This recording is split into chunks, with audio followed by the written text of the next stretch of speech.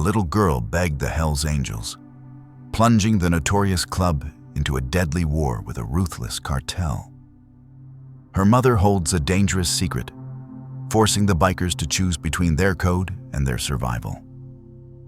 If you're new here, subscribe and comment your location. Now let's begin. The rain fell on St. Petersburg not as a gentle shower, but as a cold, relentless deluge that turned the streets into shallow rivers and the night into a smeared, neon-soaked canvas. Inside the Iron Haven, the designated clubhouse of the Hells Angels chapter, the air was thick with the familiar trinity of smoke, whiskey, and the low thrum of classic rock. It was a fortress of leather, denim, and scars, a world governed by its own brutal code. Jax, the chapter president, was holding court at the head of a scarred oak table, his face a roadmap of a life lived hard and without apology. To his right was his VP, Marcus, a mountain of a man whose silence was more intimidating than any shout. To his left was the sergeant-at-arms, Gunner, whose temper was as quick as his knife. They were discussing a territorial dispute with a small-time crew getting ambitious, a conversation that involved more grunts and pointed silences than actual words. The heavy, reinforced door of the clubhouse burst open, slamming against the inner wall with a crash that cut through the music and the murmured conversations. Every head turned. Every hand instinctively drifted closer to a weapon, a knife hilt, a gun butt, a pool cue. Framed in the doorway, silhouetted by the storm, was a small, trembling figure, a little girl, no more than 6 or 7, soaked to the bone.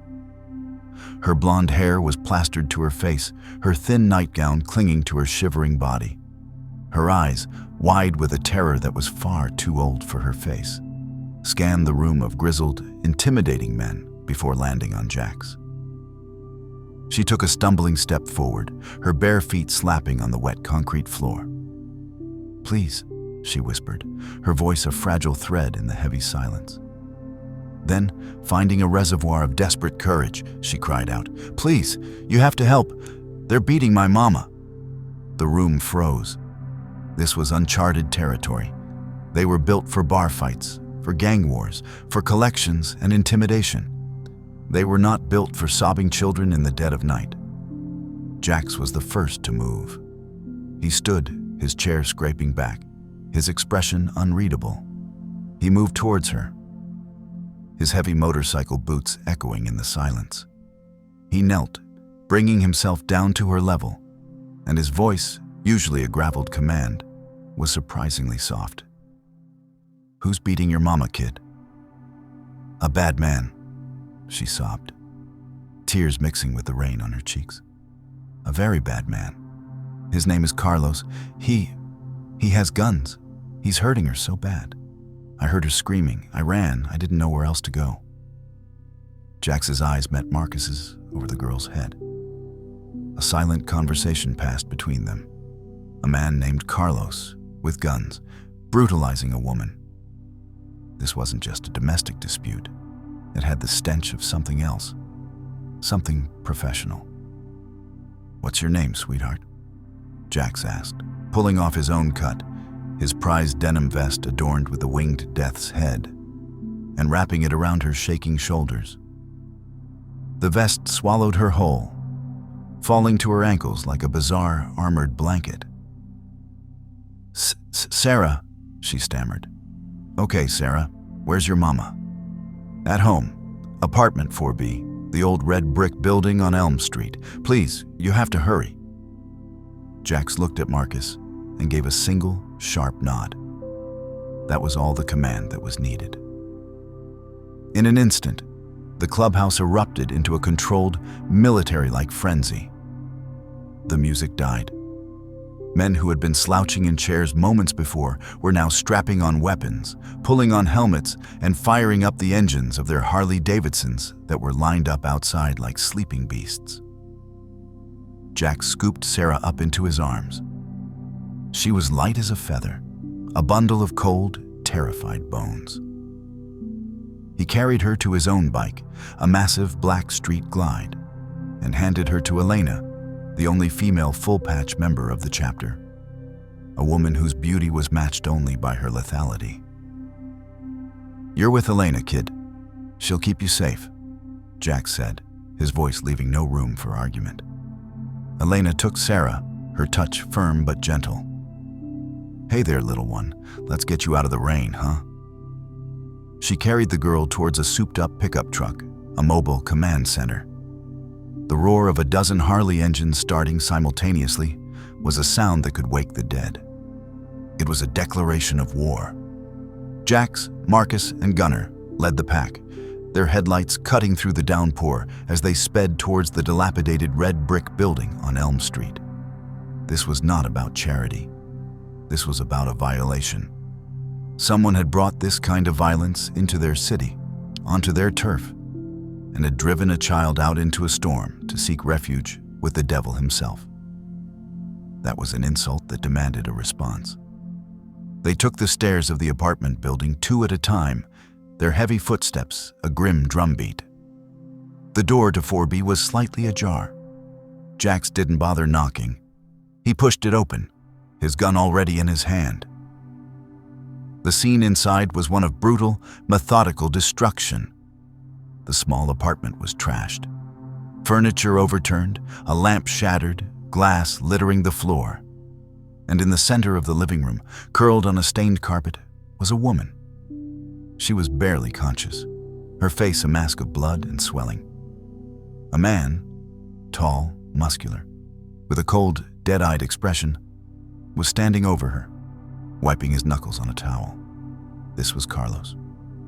He looked up as the Hell's Angels filled his doorway, his expression not of fear, but of cold, calculating surprise. He dropped the towel. "This is a private matter," Carlos said, his voice calm, eerily so. "You have no business here. You put your hands on a woman and terrorize a kid on my turf." Jax growled, the sound emanating from deep within his chest. "That makes it my business." Carlos actually smiled, a thin, cruel line. "Your turf? You have no idea what you're stepping in, old man." His hand twitched, moving towards the back of his waistband. He never made it. Gunnar moved like a striking snake. He didn't pull a gun. He preferred the intimacy of a blade. In one fluid motion, he closed the distance and had a hunting knife pressed against Carlos's throat, the point drawing a single, perfect bead of blood.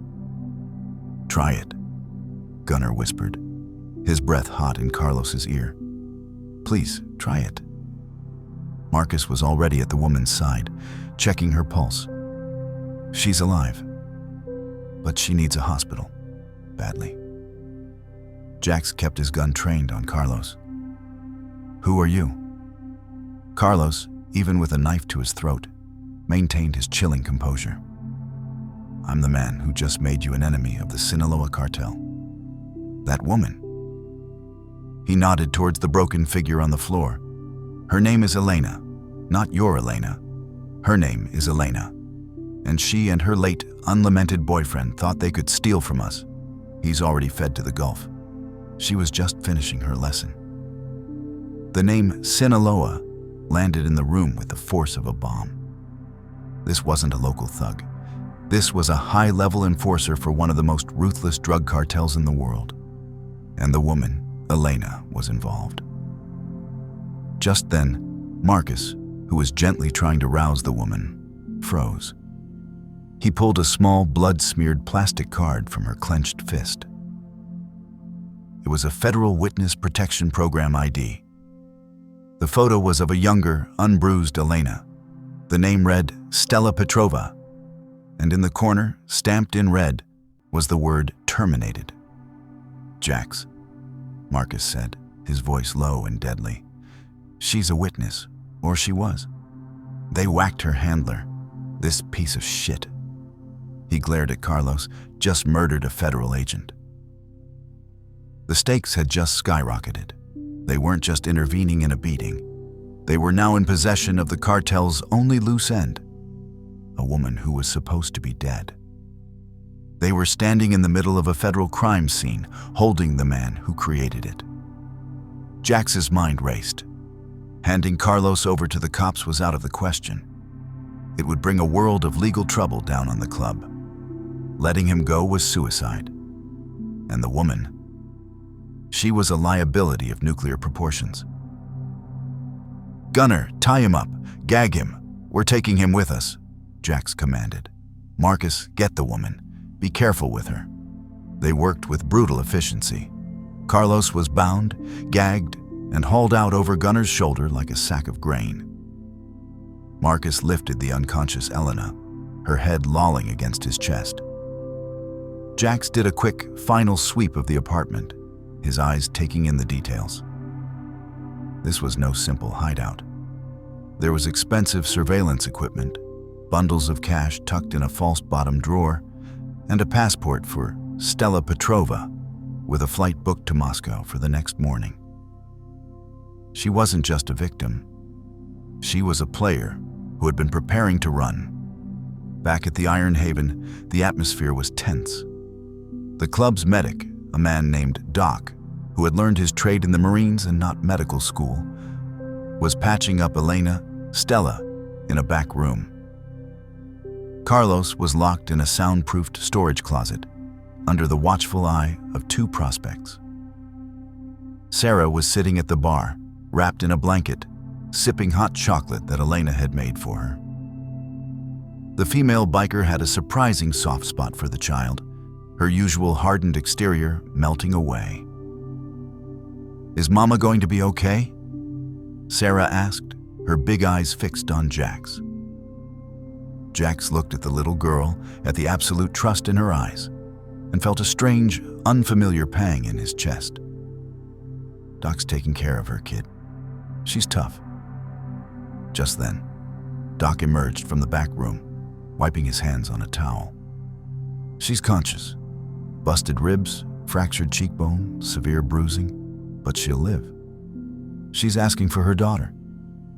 Jax nodded and led Sarah into the room. Stella was propped up on a cot, her face a horrifying palette of purple and blue.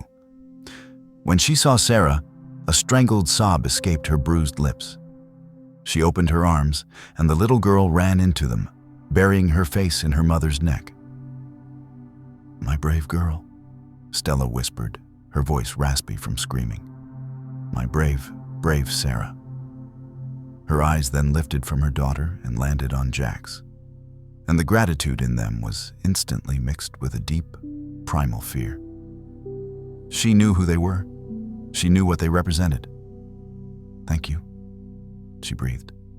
"But you have to let us go. Now. You don't understand what you've done. He's not alone. They'll come for him, and they'll kill everyone who stands in their way." Jax crossed his arms, his presence dominating the small room. "Carlos works for the Sinaloa cartel. You were in witness protection. Your handler is dead. You want to tell me what's really going on, Stella?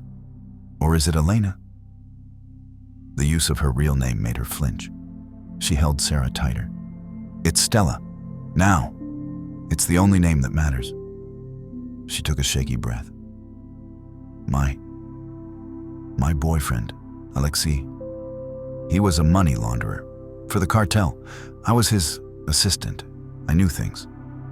When he decided to skim from the top, he convinced me to testify. He said it was our only way out. But they got to him before the trial. The U.S. Marshals hid me and Sarah. But Carlos, he found us. He always finds us. It was a tragic story. But Jax, a man who had built his life on reading lies, sensed the gaps. The expensive equipment, the cash, the passport. She was leaving something out. "We have Carlos in a closet," Jax said flatly. "The cartel's problem is now our problem, and by extension, so are you." The next few days were a masterclass in controlled chaos. The club went on high alert.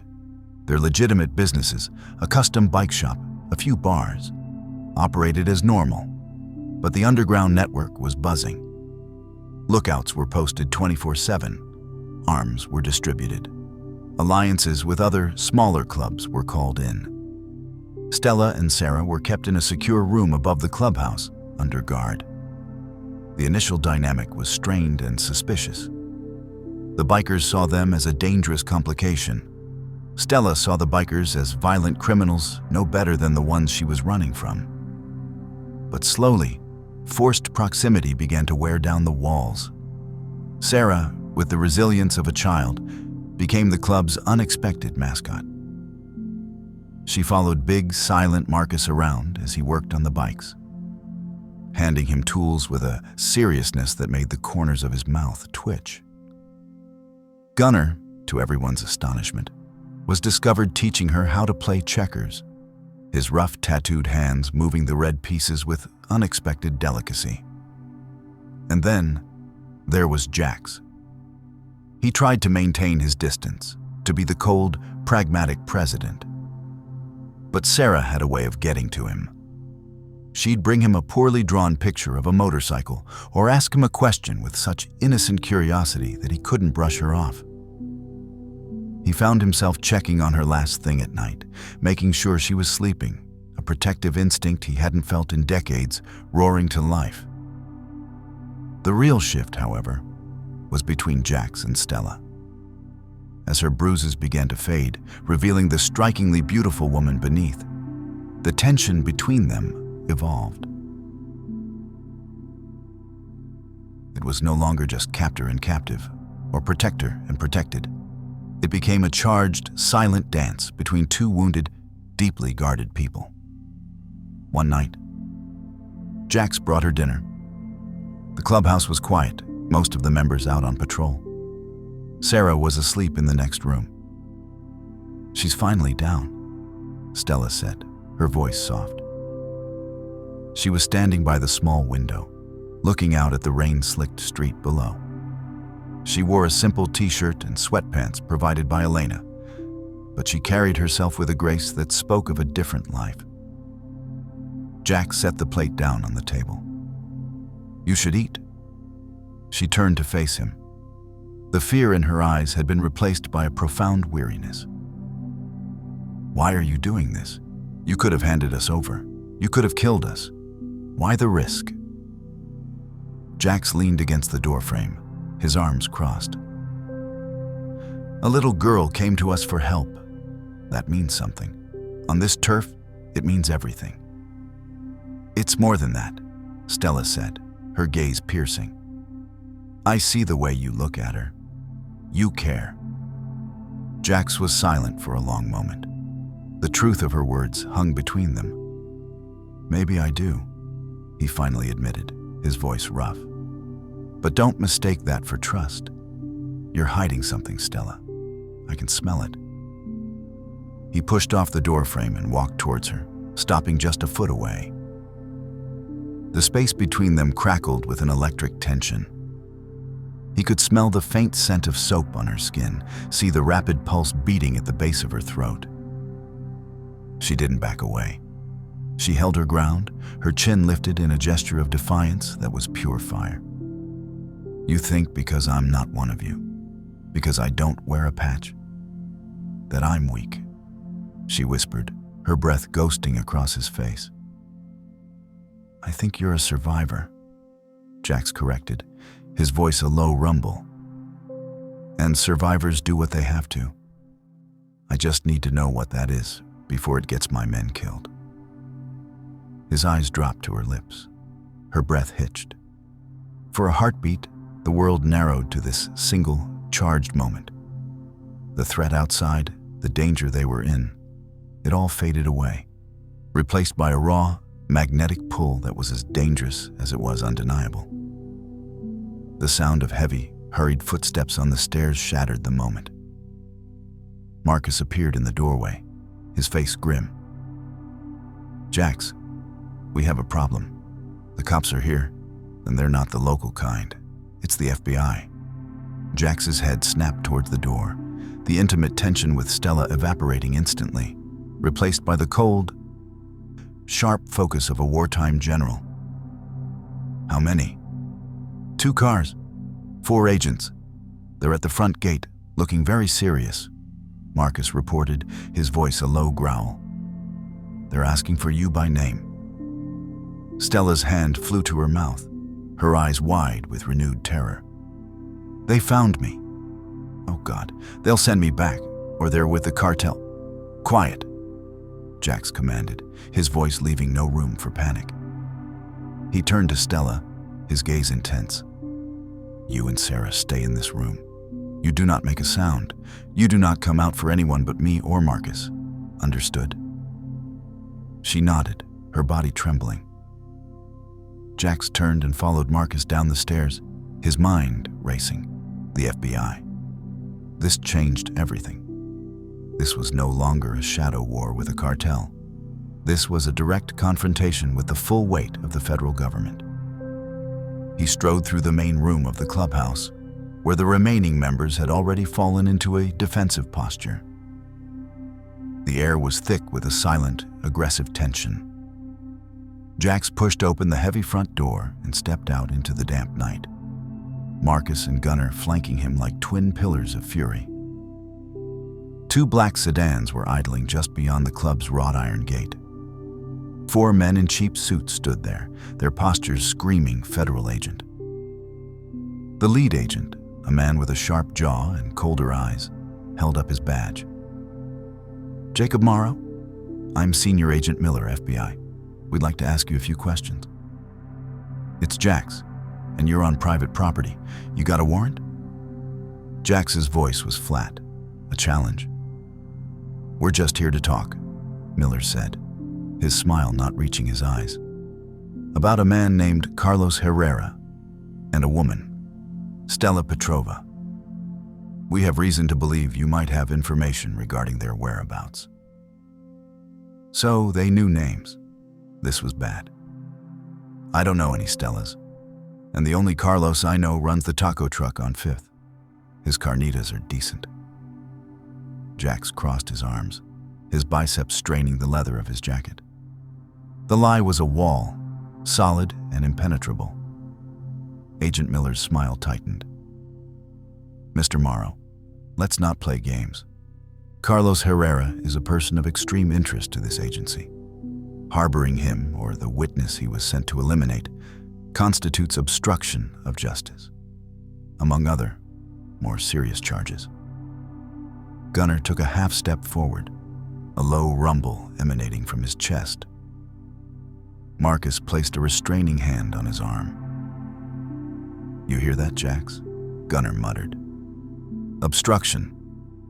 Sounds like a fancy word for minding our own damn business. Jax ignored him, his eyes locked on Miller. Like I said, don't know them. Now, if you don't have a warrant, you're trespassing, and we don't take kindly to trespassers. The standoff stretched, the silence broken only by the distant hum of the city and the idle of the government sedans. Miller's gaze swept over the clubhouse, the grim-faced men, the imposing bikes. He knew he was outgunned, not in firepower, but in sheer, localized power. Fine, Miller said finally, his voice clipped. We'll be in touch, Mr. Morrow. But a word of advice? The people looking for Carlos and Stella, they don't knock, and they don't care about property lines. He gave a curt nod to his team, and they slid back into their cars. The sedans executed a slow, deliberate U-turn and disappeared into the night. Back inside, the club erupted. He knows. The Fed knows we have them. One of the younger members, a prospect named Leo, exclaimed, his voice tinged with panic. Of course he knows, Jack snapped, his patience fraying. The question is, what is he going to do about it? And is he working with the cartel or against them? He turned to Marcus. We need to move them. The clubhouse is compromised. Where? Marcus asked. The safe house on the waterfront? Jax shook his head. Too obvious. They'll have that flagged. He ran a hand over his face, the weight of the decision heavy on his shoulders. My place. A stunned silence fell over the room.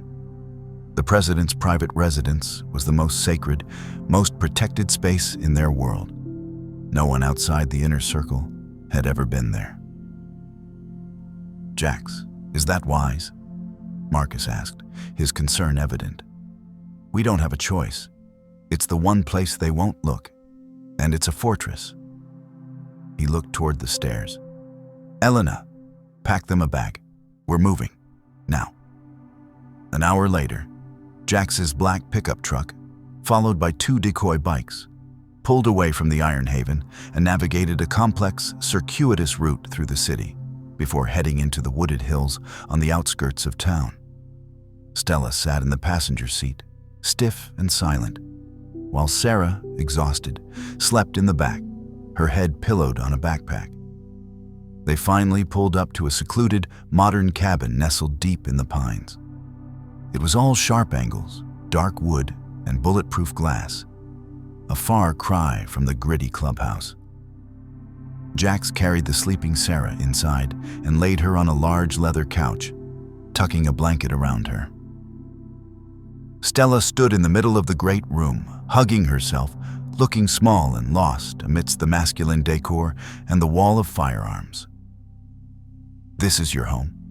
she asked, her voice barely a whisper. "It's a place I sleep," Jax corrected, his tone brusque. He tossed her a key. "Your room is down the hall. Don't wander off. The perimeter is alarmed." He moved to the kitchen and poured 2 fingers of whiskey, not offering her any.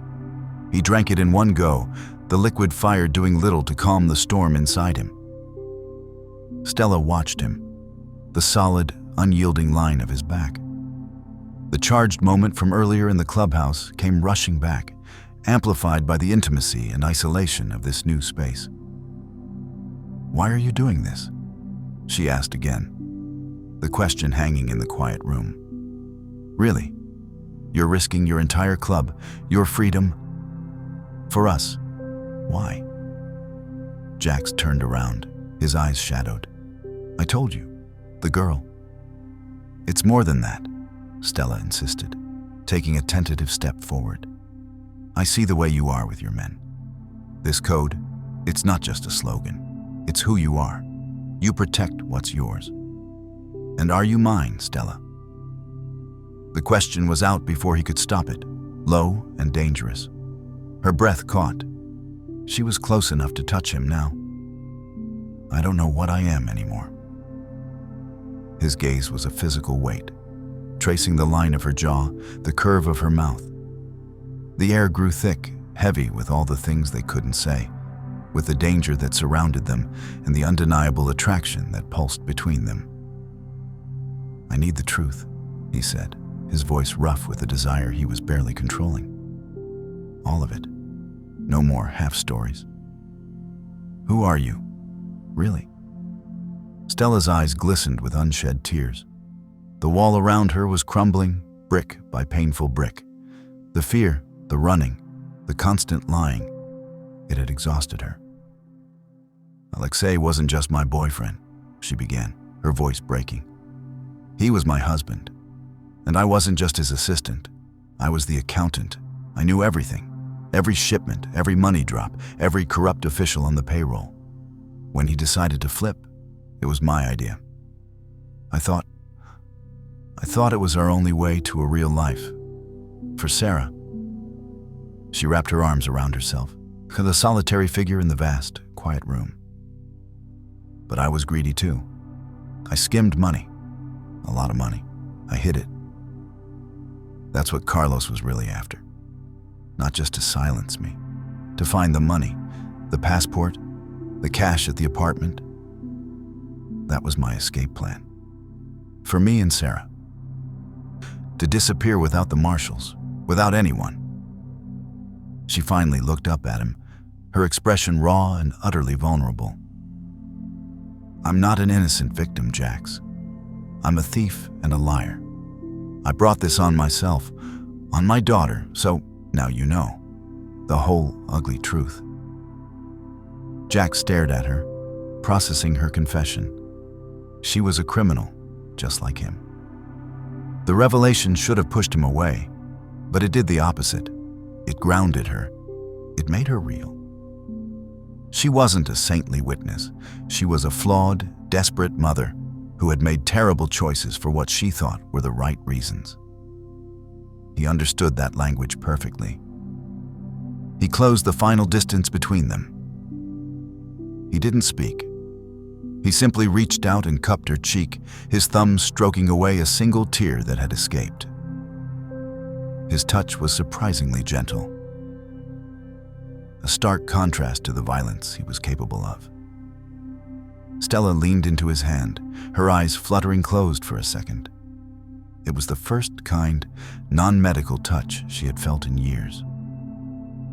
"When this is over," Jax murmured, his voice a low vibration that she felt in her bones. "When it's safe, we'll figure it out." It wasn't a promise of love. It wasn't a declaration. It was a statement of intent, a claiming. Before she could respond, a soft sound from the doorway made them pull apart. Sarah was standing there, rubbing her eyes. "Mama, I'm thirsty." The moment was broken, but the shift was permanent. The line had been crossed. Jax looked from the little girl back to her mother, his decision made. "I'll get you some water, kid," he said, his voice softer than Stella had ever heard it. He walked towards the kitchen. A king in his domain, now with 2 unexpected subjects under his protection. But the peace was an illusion. As Jax handed Sarah a glass of water, his phone buzzed. It was a text from Marcus.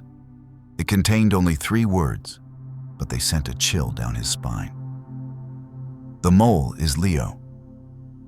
The 3 words on Jax's phone screen seemed to burn themselves into his retinas. The mole is Leo. Leo, the young, eager prospect who had just been panicking in the clubhouse. The one who was always just a little too keen, a little too interested in things that weren't his business. Rage, cold and absolute, washed over Jax, momentarily eclipsing the lingering heat of his moment with Stella. He didn't let a flicker of it show on his face. He finished handing Sarah the glass of water, his movements deliberately calm. "Here you go, kid. Get some more sleep." He waited until Stella had shepherded a sleepy Sarah back to the bedroom before he moved. He strode to his secure landline, his fingers dialing a number from memory. Marcus answered on the first ring. "You saw?" "Talk to me," Jax commanded, his voice a low, deadly whisper. "After the feds left, I had a feeling," Marcus said, his tone grim and satisfied. "I set a trap, left a false piece of intel about moving the package to a warehouse on the pier. Only mentioned it to 3 people. Leo was one of them. 10 minutes ago, a black SUV did a slow drive-by of that warehouse. It was a cartel scout car. We have him on wiretap, Jax. He called a burn phone, told them the witness was being moved." Jax closed his eyes. The betrayal, a physical ache. A prospect was supposed to be the future of the club. A young man to be molded and tested. Leo had spat on that. He had endangered every single one of his brothers for cartel money. Where is he now? Back at the clubhouse, playing pool like he doesn't have a care in the world. He thinks he's clever. "Keep him there. Don't let him suspect a thing. I'm on my way." Jax hung up. The king was returning to his court to pass judgment. He turned to find Stella standing in the hallway, her arms wrapped around herself. She had heard enough. "Jax, what's happening?" "Club business," he said, his voice leaving no room for questions. He grabbed his cut and a set of keys to a different, nondescript truck. "The alarm system is armed. There's a shotgun under my bed, loaded. You see or hear anything that isn't me or Marcus, you use it. You understand?" The raw fear was back in her eyes. But she nodded, a newfound steel in her spine. "Be careful." He gave her one last, long look, a look that held the ghost of their almost kiss and the weight of the violence to come. Then he was gone, the door closing behind him with a solid, final thud. The ride back to the Iron Haven was a blur of cold fury. Jax walked into the clubhouse, and the atmosphere was different now. The members who knew, Marcus, Gunnar, a few other trusted elders, watched him with grim anticipation. They knew the look on their president's face. Leo, however, was still at the pool table, laughing at something, completely oblivious. "Leo!" Jax's voice cut through the noise, flat and cold. The prospect looked up, a smile still on his face. "Yeah, Prez?" "Church. Now." Jax didn't wait for a reply. He turned and walked towards the back room, the inner sanctum. The smile melted from Leo's face, replaced by a flicker of unease. He looked at Marcus, whose expression was granite, and then at Gunnar, who was idly cleaning his fingernails with the tip of his knife. Swallowing hard, Leo followed Jax. The door closed, and the remaining members formed a loose, silent circle around it. They didn't know what was happening, but they knew the sound of judgment when they heard it. Inside the windowless room, Jax stood at the head of the table. Marcus and Gunnar flanked the door. Leo stood before them, shifting his weight from foot to foot. "What's this about, Jax?" Leo asked, trying and failing to sound casual. Jax didn't answer. He simply picked up a small, cheap phone from the table and tossed it so it skidded to a stop in front of Leo. It was the burn phone. Leo's face went ashen. I don't know what that is." "Don't," Marcus growled from behind him. "We heard you. We have the recording. You sold out the club. You sold out a woman and a little girl to the people who want to murder them." The bravado shattered. Leo's shoulders slumped.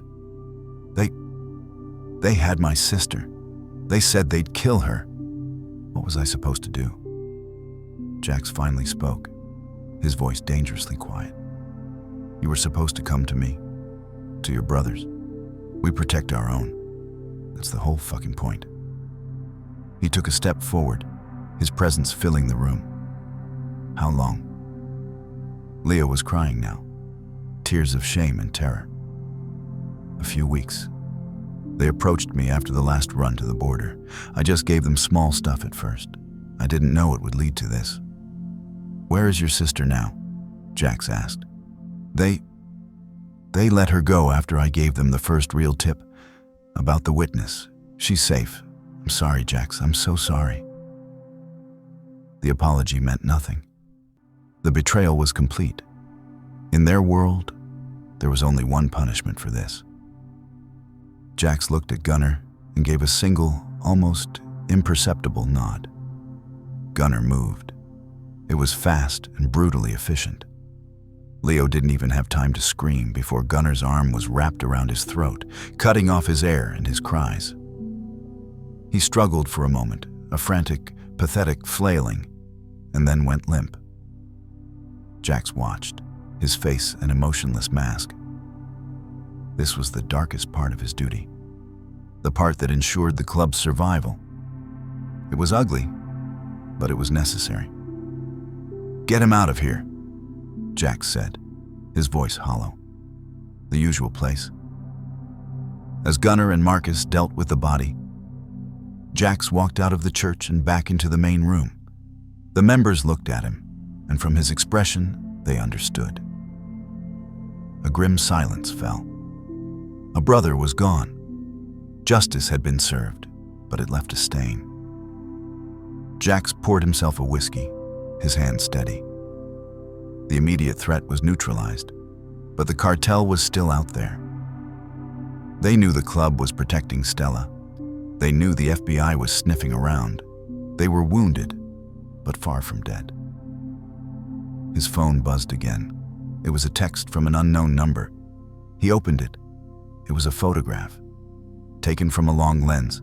It was a picture of his cabin, of Stella, standing at the window, her face clear as day.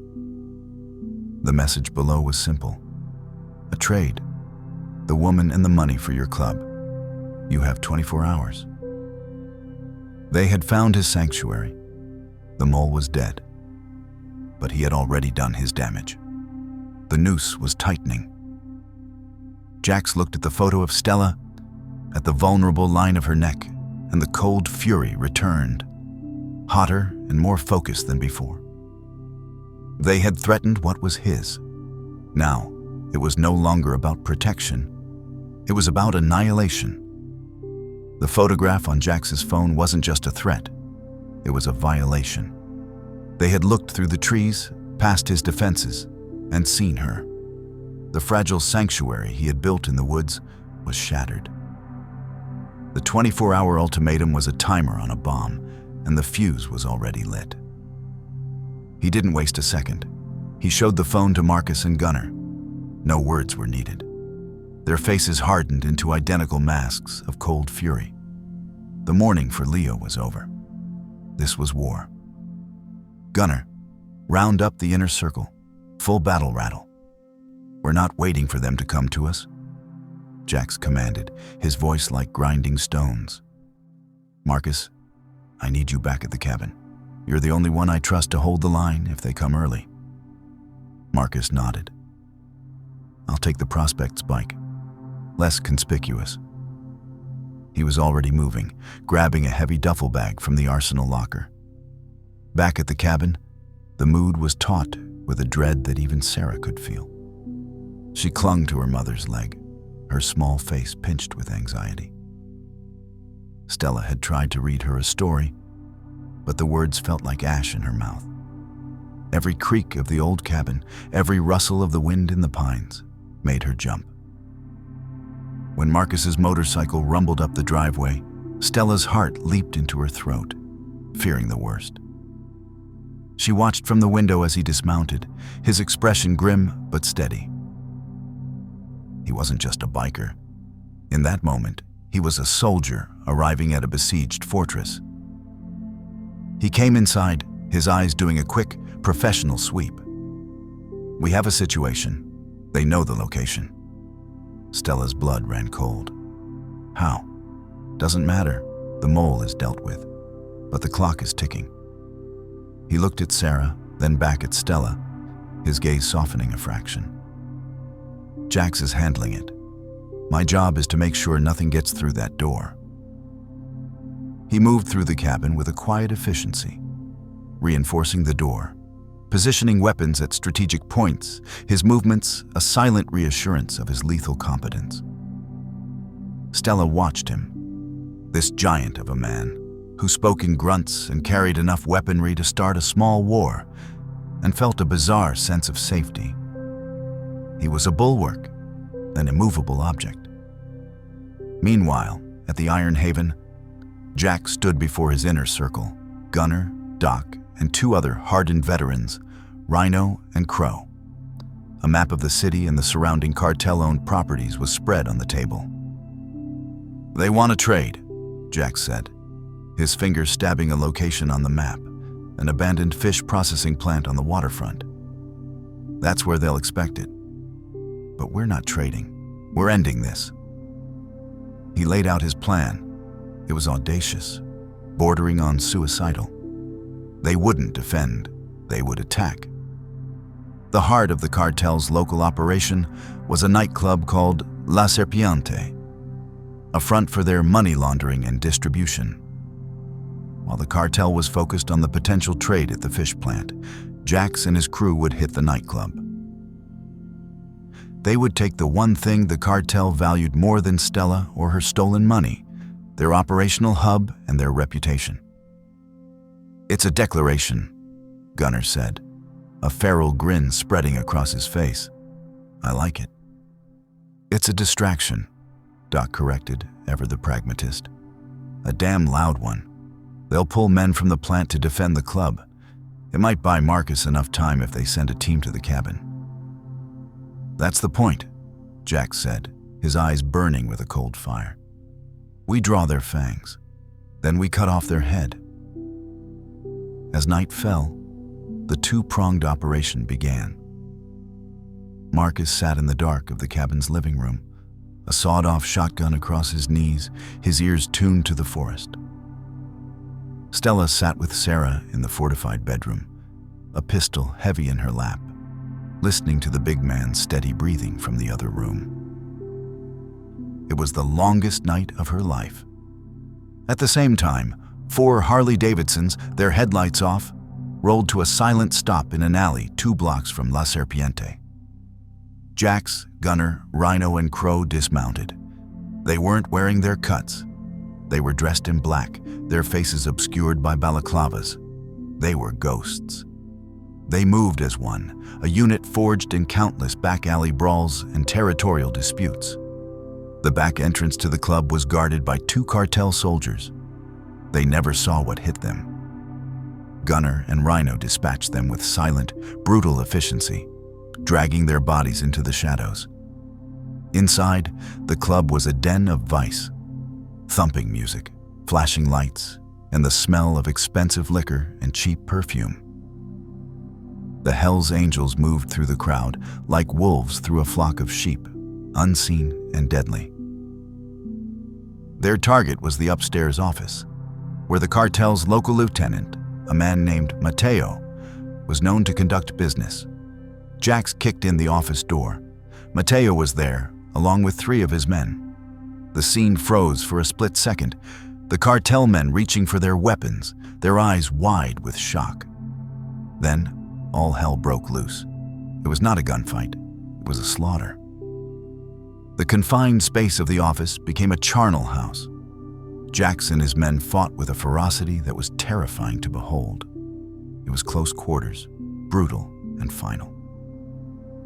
When the last shot echoed, only Jax and his brothers were left standing, their chests heaving, the room littered with the cartel's finest. Jax walked over to Mateo, who was bleeding out on the floor, and knelt beside him.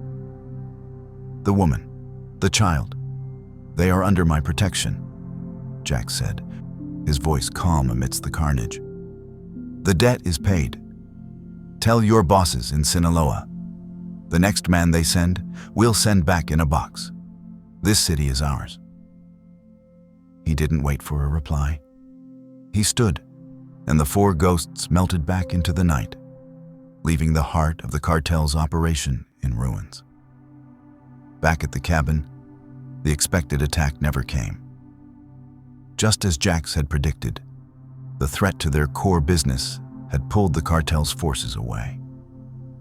The night passed in an unnerving, tense silence. As the first rays of dawn painted the sky, Stella heard the distinct, deep-throated rumble of a single Harley. She rushed to the window, her heart in her throat. It was Jax. He pulled off his helmet, his face streaked with grime and something darker. He looked exhausted, but his eyes, when they met hers through the glass, were clear and triumphant. She unlocked the door and ran out onto the porch, the morning dew soaking her bare feet. He was here. He was alive. He dismounted and walked towards her, his steps heavy but sure. He didn't say a word. He just opened his arms. Stella didn't hesitate. She flew into them, burying her face in the cold, leather-smelling solidity of his chest, her body shaking with sobs of relief. He held her tightly, his hand cradling the back of her head. "It's over," he murmured into her hair. "They're done. They won't be coming back." In that moment, on the porch of a secluded cabin, surrounded by the evidence of his violent world, Stella felt something she hadn't felt in years. True safety. It wasn't granted by a government program or a new identity. It was earned by the loyalty and brutal strength of a man who had declared her, and her daughter, his. The war was over, but the future, a future tangled with this man and his chaotic, dangerous family, was just beginning. Thank you for watching. Can you imagine what you would do if your child's life depended on the most dangerous men in town? Subscribe now and share your thoughts in the comments. Where in the world are you watching from? And would you have trusted the Hells Angels?